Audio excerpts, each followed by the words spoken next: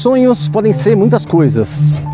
Podem ser reminiscências do nosso dia, podem ser questões emocionais a serem resolvidas, podem ser aspectos do nosso subconsciente.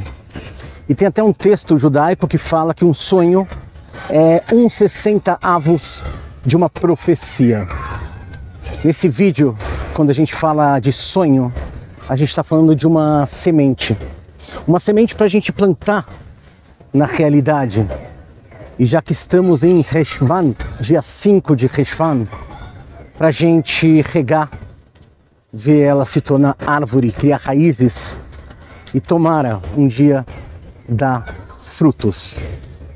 Nenhuma casa, nenhuma cadeira, nenhuma mesa nesse mundo virou mesa sem antes ter sido uma ideia, ou virou cadeira sem antes alguém ter pensado, vou construir uma cadeira, ou virou um quadro lindo sem antes algum artista ter ficado inspirado e decidido pintar aquele quadro. Qualquer coisa física que a gente vê no mundo, qualquer poesia, qualquer canção, ela em algum momento foi ideia, em algum momento foi inspiração. Uma parede amarela não se constrói sozinha. Alguém visualiza uma parede naquele lugar e aí para fazer contas, quantos tijolos precisa para tirar medida, se vai chamar alguém para fazer, se a mesma pessoa vai fazer, se vai pintar e de que cor.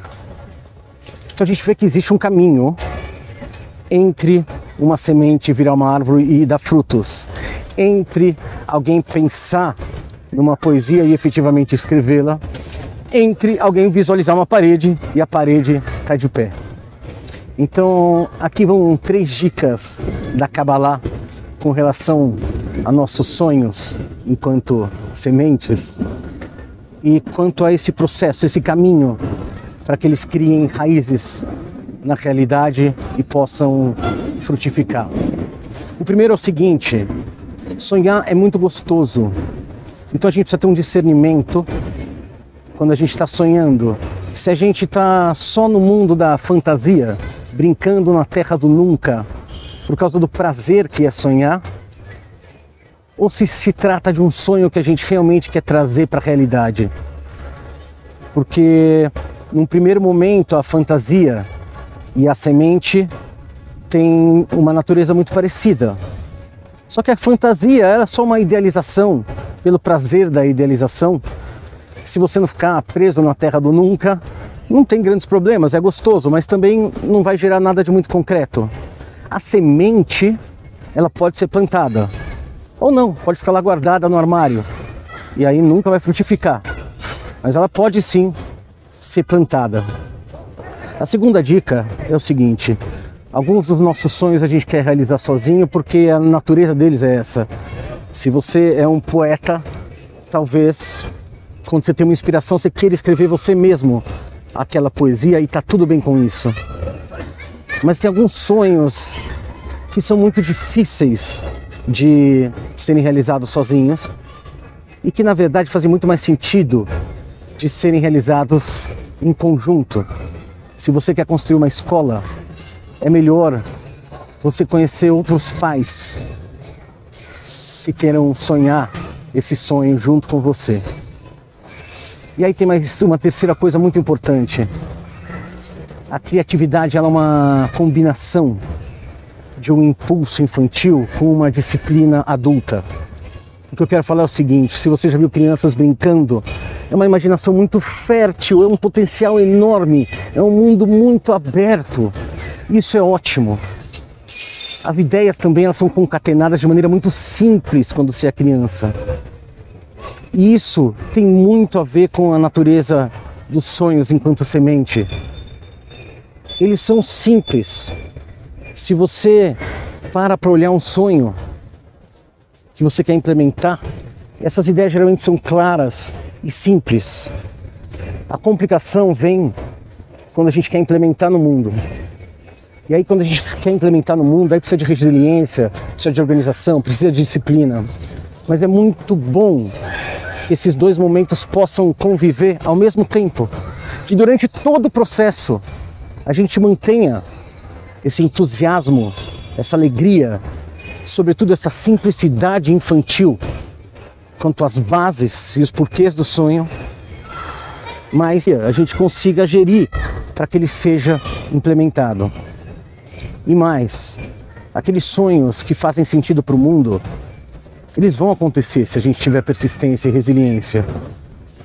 Então também não vale a pena a gente se travar tentando imaginar cada passo como vai acontecer. Caminante não é caminho, se hace caminho a andar. Não estou falando para ser inconsequente, para botar toda a grana num sonho impossível, não é isso que eu estou falando. Mas o que eu estou falando é, nem sempre a gente visualiza todos os caminhos num primeiro momento. E aí a gente tem que tomar cuidado para não matar o sonho com as complexidades, tentando prever as complexidades do caminho. Então, precisa desse equilíbrio, nem tanto ao céu, ao mundo da fantasia, nem tanto à terra, ao mundo das complexidades. Isso se resume de uma maneira muito simples, que é a seguinte: a complexidade precisa servir ao entusiasmo e não aniquilar ele. Em outras palavras, a inteligência, o entendimento serve à sabedoria. Esse é um bom equilíbrio entre sabedoria, chokhmah, e inteligência, binah. A pessoa está passeando na floresta, ela vê uma montanha e fala: eu quero montar uma casa aqui. É uma inspiração que vem. Ela realmente sacou o lugar mais legal da floresta para montar a casa dela. Tem um momento depois que ela vai ter que pensar: mas quantas madeiras eu preciso, de qual medida, quanto tempo, como é que eu vou fazer? Então teve o primeiro momento de chokhmah, sabedoria, um segundo momento do entendimento.